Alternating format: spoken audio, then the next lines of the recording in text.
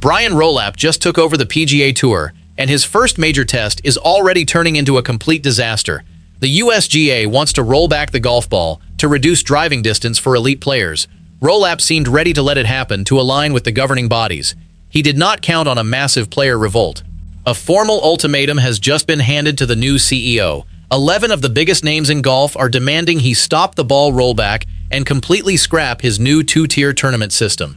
If he ignores their demands, they are threatening consequences that could reshape the entire tour schedule for decades. This is not a group of angry players venting on social media. This is a calculated strike built on hard financial data.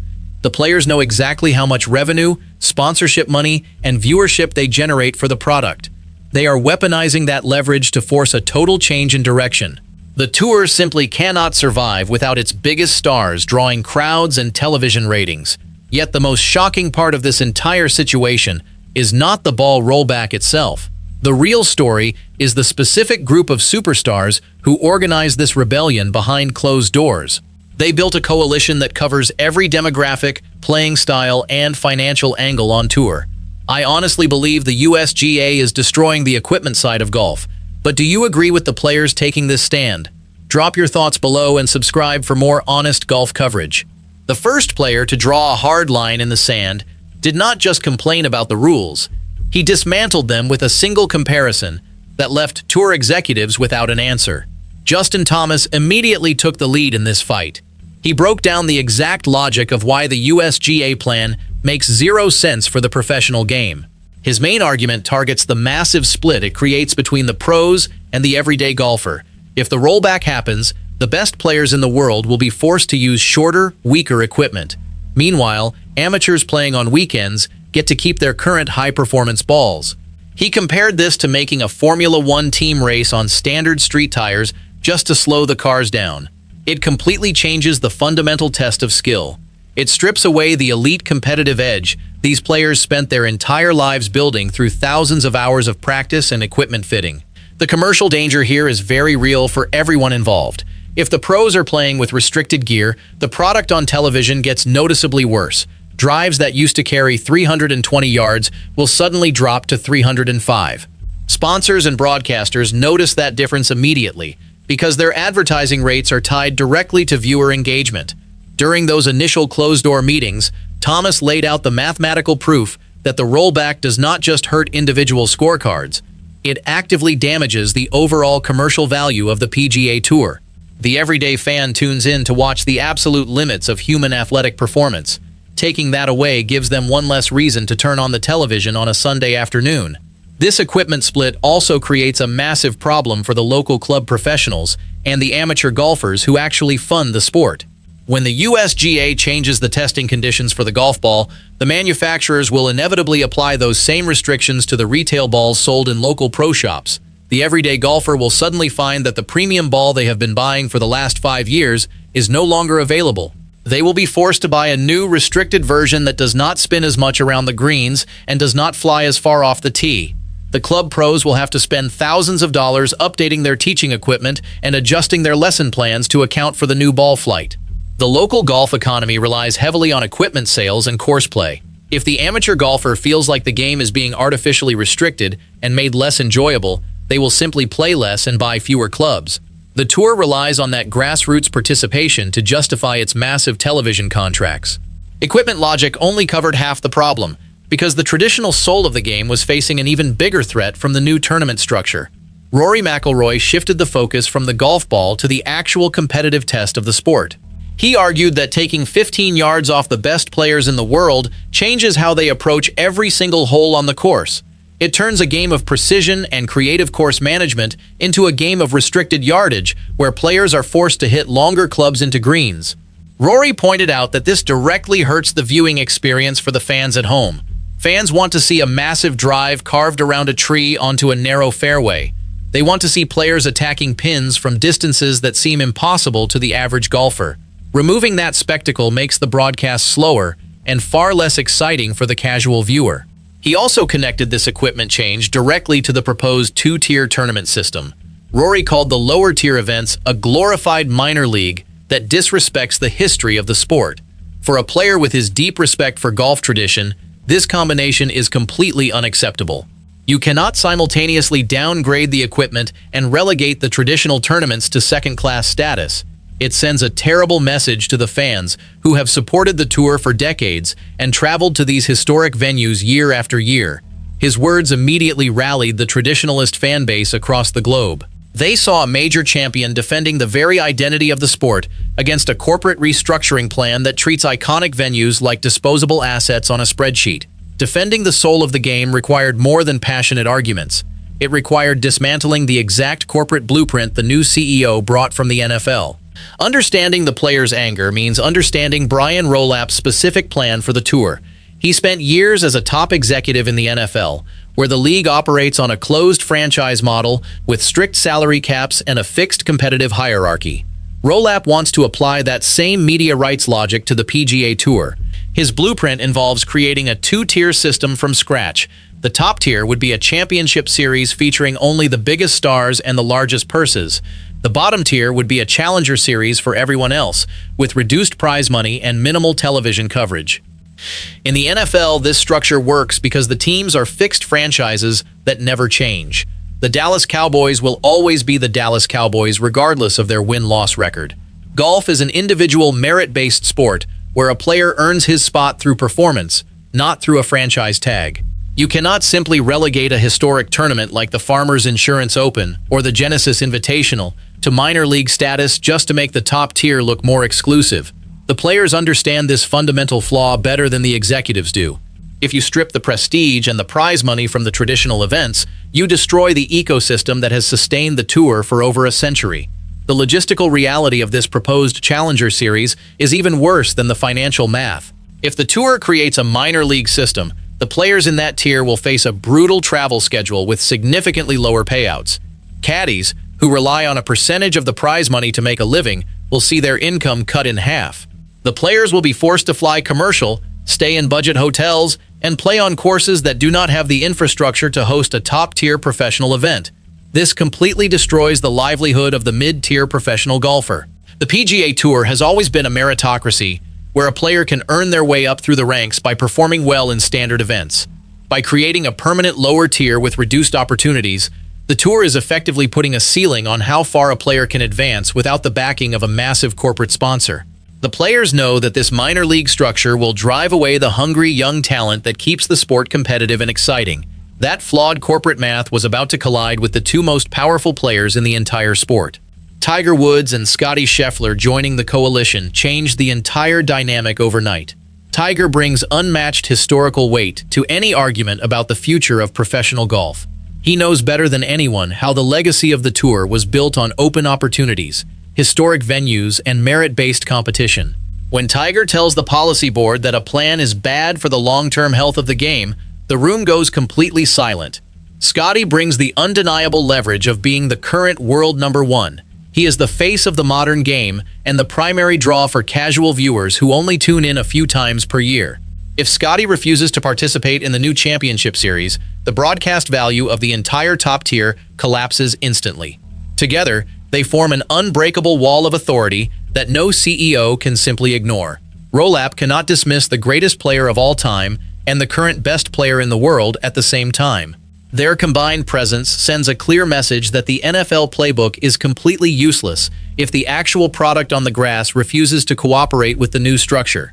They made it explicit that they will not be treated like franchise assets in a corporate reorganization.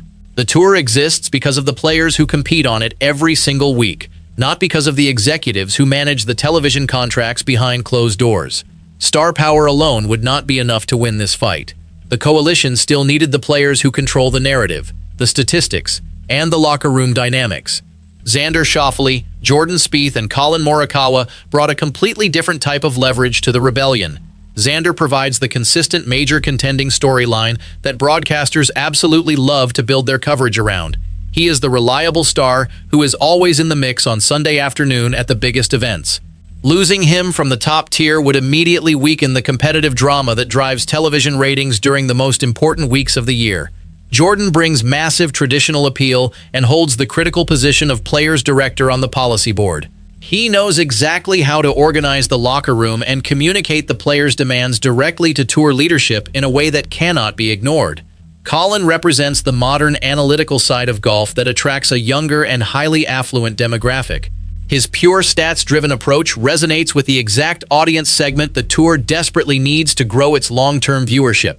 These three players cover the specific viewer demographics that keep sponsors investing millions of dollars each season.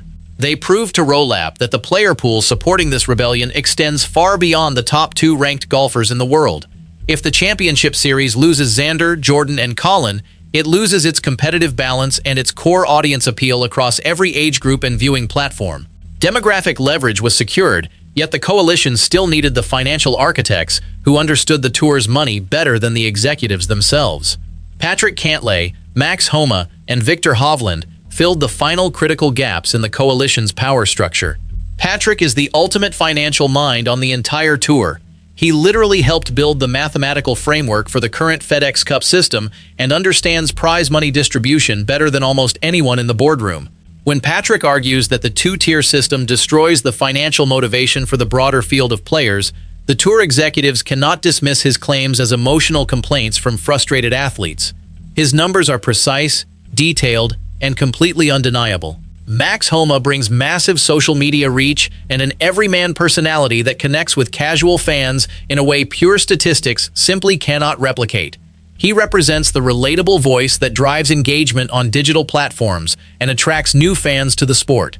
Viktor Hovland secures the international market, ensuring the global audience for the PGA Tour remains strong across Europe and beyond. With these three added to the coalition, the players now control every single angle of the tour's business model. They have the historical legends, the current stars, the traditionalists, the analysts, the financial experts, and the international draw, all aligned under one unified demand. 10 players were already locked in, but the coalition needed one final piece of political influence to make the ultimatum completely airtight. Keegan Bradley was that final piece of the puzzle. As the Ryder Cup captain, he holds immense political sway within the player community and has a direct line to the policy board that very few players can match.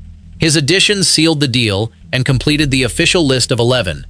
Justin Thomas, Rory McIlroy, Tiger Woods, Scottie Scheffler, Xander Schauffele, Jordan Spieth, Colin Morikawa, Viktor Hovland, Max Homa, Patrick Cantlay, and Keegan Bradley. This is not a random collection of frustrated golfers complaining about rule changes.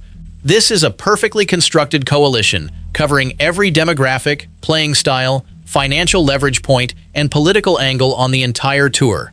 Having the names was only the first step in this process. The real power lies in the mechanics of the ultimatum itself. This is not a public tweet or a vague press statement designed to generate headlines. This is a formal, structured document with specific demands and a hard deadline attached to it. The players are leveraging their absolute necessity to the tour's broadcast valuations and sponsorship agreements. They know that the television contracts are built entirely around their participation and their ability to draw viewers. If these 11 players refuse to play in the new structure, the broadcast partners will immediately demand a full renegotiation of the media rights deal. A formal document with a deadline is a serious threat, yet forcing a brand new CEO to abandon his entire corporate strategy requires pressure that extends far beyond the locker room. The mechanics of this financial pressure are devastatingly simple to understand. The PGA Tour's entire valuation rests on the media rights deals and the corporate sponsorships that follow the biggest stars in the sport. Companies like Rolex, FedEx, and Dell pay tens of millions of dollars each year to associate their brands with elite professional golf. They are not paying for a minor league system with reduced visibility. They are paying for premium content featuring the most recognizable athletes in the game. If the tour implements a 2-tier structure and forces the pros to use restricted equipment, the product becomes less premium overnight. The sponsors will redirect their massive budgets to other sports properties that offer better visibility and higher viewer engagement. The players understand this corporate reality better than the new CEO does. They know Rolapp cannot risk alienating the partners who fund the massive prize purses that keep the entire tour afloat. This financial pressure is what is truly forcing the new CEO to reconsider his original position. The math is brutally simple when you strip away the corporate jargon. You can either keep the corporate sponsors and the 11-star players satisfied, or you can please the USGA and the R&A with their rollback mandate.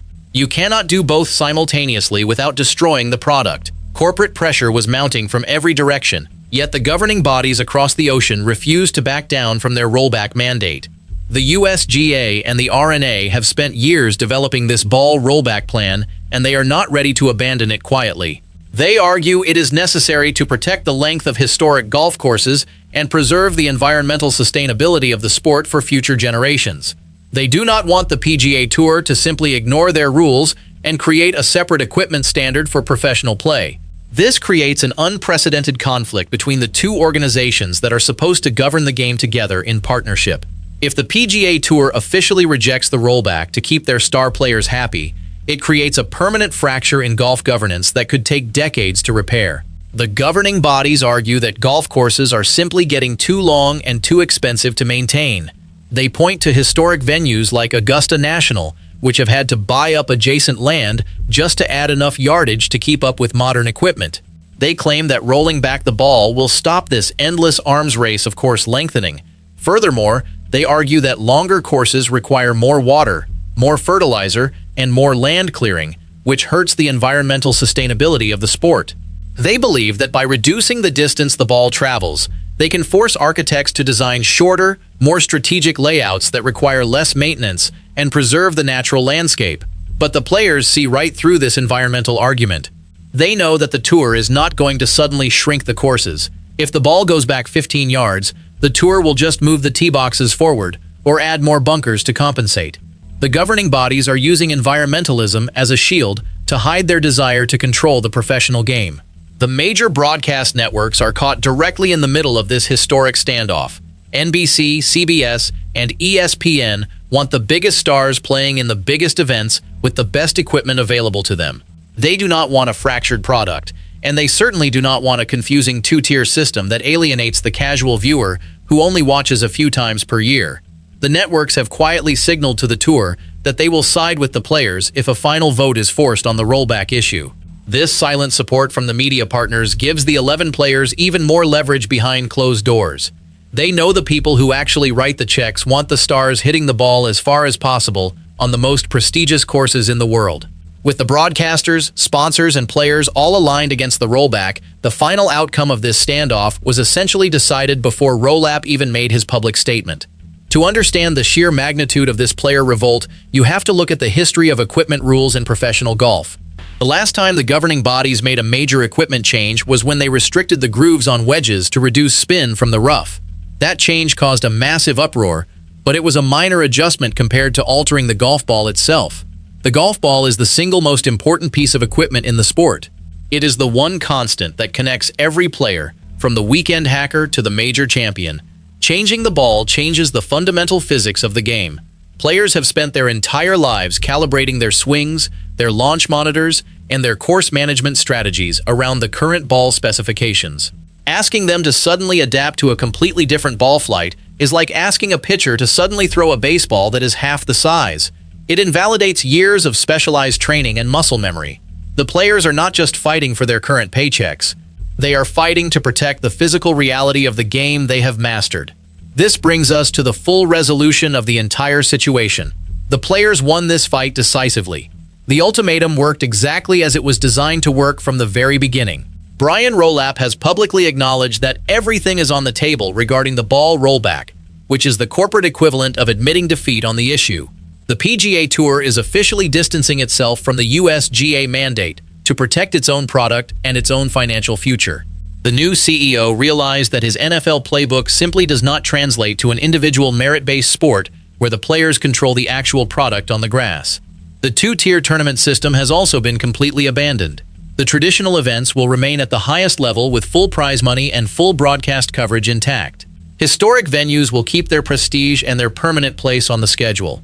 The 11 players who signed this ultimatum successfully protected the integrity of the game, the financial structure of the tour, and the viewing experience of the golf fan around the world. They proved that in professional golf, the athletes who actually execute the product hold the ultimate power over its future direction. Governing bodies can write rules in boardrooms, but if the stars refuse to play by those rules, the rules become completely meaningless. This historic standoff has permanently redefined the power dynamic of the sport. The players are no longer just participants in the tour. They are the primary stakeholders, and they will not allow anyone to compromise the game they have dedicated their entire lives to mastering. Looking ahead, this monumental victory sets a powerful precedent for the next generation of golfers coming up through the ranks. Young players watching this unfold now know that their voices matter and that the tour will protect their interests against outside governing mandates. The era of passive compliance is officially over. When the first tee is struck at the next major championship, the ball will fly just as far, the courses will be attacked just as aggressively, and the players will know they have the backing of their peers to protect the game they love.